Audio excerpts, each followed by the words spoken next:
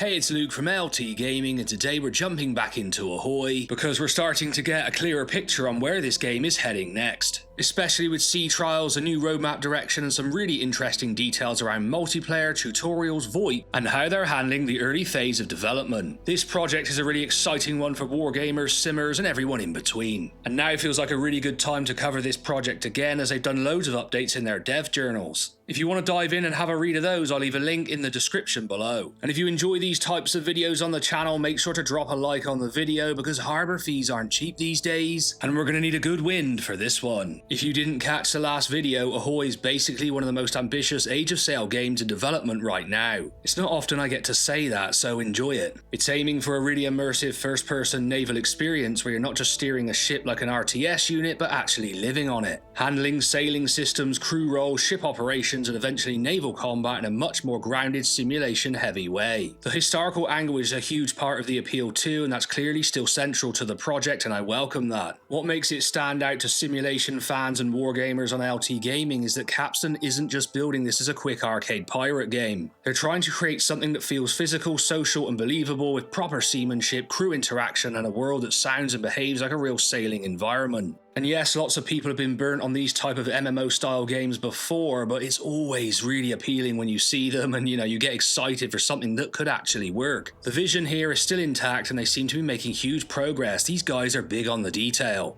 The reason Ahoy is still worth watching and worth watching now is that the team seems to be making the hard choices that ambitious projects usually need to make. They've revised the roadmap, pushed timelines, and narrowed the focus onto sea trials as a contained first step rather than trying to brute force the entire dream at once. Sea trials is now targeted for July 2026, with Arena pushed out after that, which is obviously a delay, but it also sounds like a more realistic path. And look, I'm not going to sugarcoat this. This is a very ambitious project, and I would expect further delays, possibly. I mean, I don't know, but that could happen. But what's sitting behind this game is absolutely brilliant if they can deliver it. And the big thing for me is that sea trials doesn't just look like a throwaway alpha. It sounds like a proper core aspect of the game they're delivering, learning to sail, crewing with other players, and spending time in smaller regions while they gather feedback and tune the systems. This is almost a project more than a game, and I'm in for the ride. So let's take a look at the dev journals, and there's a lot to like here. As I said, Sea Trials is being positioned as a focused multiplayer sailing experience in a contained area, with Capstan hosted and community hosted sessions, and the whole point is to stress test and improve the sailing mechanics before they pile on more complexity. And I think that's a smart move, because if the sailing doesn't feel right, nothing else really matters then in this game. And I am by no means an expert at sailing. To be honest, every time I get on a boat I want to throw up, so yeah, maybe this isn't the game for me, or maybe it is the game because I don't have to be sick. Any expert sailors, let me know how to get over that motion or seasickness in the comments below. One of the most interesting additions to this is the tutorial, because they're not just doing some dry pop-up text boxes and hoping players figure it out. They've stated there'll be a fully scripted, dialogue-driven tutorial experience with characters voice acting and a progressive lesson in seamanship. That's a really massive investment for such an early phase, and it also explains part of the delay here. But for a game based around old sailing terminology and complex ship handling, you're gonna need to learn, and the tutorial could really help. The fact they're treating onboarding as part of the immersion instead of a separate chore is a really good sign to me. They've also confirmed proximity VoIP and text chat for sea trials, which feels perfect for this kind of game. Now of course, sometimes that can be a bit of a pain in the ass. I remember playing Holdfast and people just shouting crazy things or playing music in the background. It gets really annoying, so they're going to have to manage this well. But equally, they're working hard on the sound design to immerse you in that warship feeling of the period. They've also been discussing the Sea Trials longevity. This mode isn't just a temporary test and then gone. It will remain and effectively become the free sailing mode inside Arena later. I think that's a really cool move, because it means the early version of the game still has long-term purpose, and it gives people a sandbox to test the game further so they can get used to it before jumping into Arena.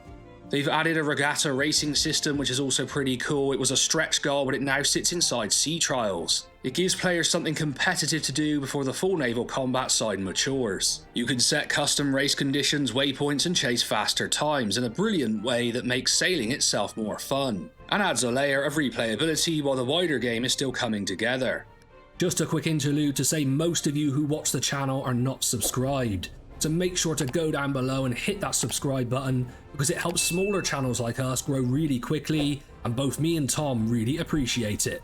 The devs have also been very honest on why progress has been slow, and of course we always like to see that. They said a lot of the hardest work has been foundational, rigging, buoyancy, sail physics and custom tools, because there isn't just an off-the-shelf Unreal solution for what they're trying to build. I'm not going to go into this side because I don't understand it, so yeah, it's just me being honest really. All I know is that they have to get the ship physics and interactions rock solid or the whole vision collapses. So while it can be frustrating waiting for gaming footage, this is exactly where the time should be going in development, getting these areas right. And I've got to mention the sound side because it sounds genuinely brilliant. They're describing dynamic hull sounds, wind direction cues through audio, rigging creaks, and layered ambience that changes based on your movement and orientation. I'm also available with this accent to voice a pirate if you need me to. But I mean, sound is very important. It's the kind of stuff that turns a good sim into a game you just want to exist inside, and that's the total game I'm looking for. Immersion. I always say it, but look, it's my favourite thing in a game. This project clearly wants to feel tactile and atmospheric, not just mechanically deep.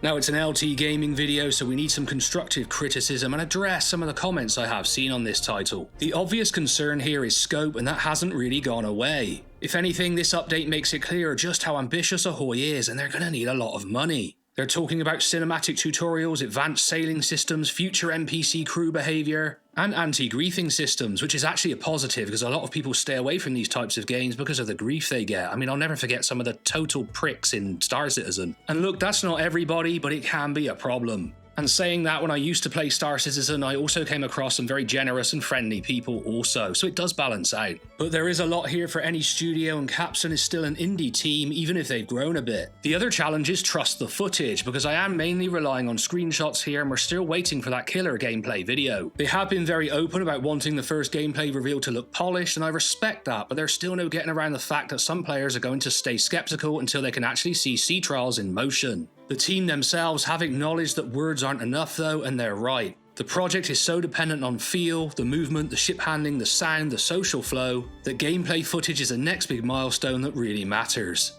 So for me, the concern isn't, is this a bad idea? It's more, can they land the first playable slice in a way that proves the fundamentals are there? Comparisons is a really tough one because Ahoy really is doing its own thing. The closest comparison people will probably reach for is naval action, unfortunately, just because of the Age of Sail setting and multiplayer sailing combat vibe. But to me, Ahoy really feels like it's more focused on immersion, crew presence, and physically living aboard the ship rather than just ship versus ship systems. My big hope for Ahoy is that Sea Trials really nails the feeling of being on a ship with other people. Not just technically working, but that magic moment where the systems, the sound, and the social side all click together and you get that sense of, yeah, this is an awesome Age of Sail game. If they can deliver that even in a limited form, then the rest of the roadmap becomes a lot easier to believe in. I also really like the long-term thinking around NPC crew and ship life. If they nail all of this, this could become one of the most distinctive historical sim projects out there. It's a long road, and yes, we're early, but it's still an incredibly compelling project. So yes, this feels like a strong next chapter for Ahoy. Make sure to do all that YouTube stuff, like, comment, and subscribe. I've been Luke from LT Gaming, and I'll catch you on the next one.